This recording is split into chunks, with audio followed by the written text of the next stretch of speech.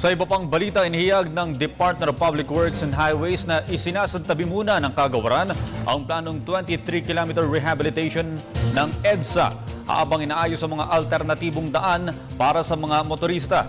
Para sa detalye, balita mo kami Julius Disamburon.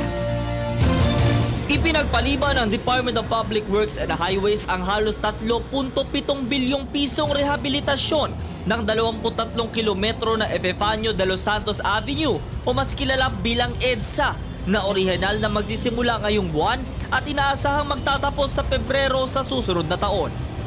Ayon sa Public Information Division ng Kagawaran, imbes na massive repair work ay mga concrete reblockings kapag weekend na lang ang ipagpapatuloy.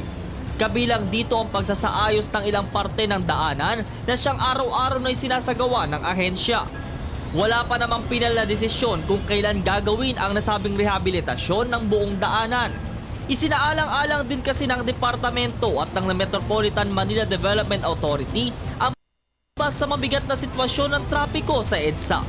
Ito ang kanilang pinagtutuunan ngayon lalo kapag sumasapit ang rush hours na animoy malaking paradahan ng EDSA at mabagal ang usad ng mga sasakyan. Ilang road repairs din naman ang isinasagawa ng DPWH sa ilang parte nito gaya sa 5th lane ng Monumento Circle sa Caloocan City at sa bahagi ng West Avenue sa Lungsod, Quezon.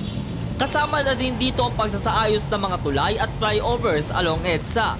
Ayon naman kay Public Works Secretary Rogelio Singson na kapag matuloy ang rehabilitasyon, pagpasensyahan na lang muna ang abalang maidudulot nito dahil ito'y pansamantala lang sapagkat ang dating Highway 54 at EDSA ngayon ay maglalaong kasing luwag daanan at komportable sa mga motorista gaya ng North and South Luzon Expressway.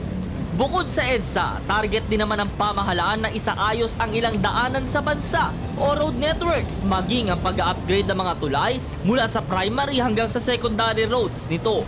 Kaalinsabay ito sa nais ni Pangulong Aquino na isaayos ang lansangan ng bayan kasabay ng pagtahak natin sa tuwid na daan. Para sa Telebisyon ng Bayan, ako si Julius Disamburon.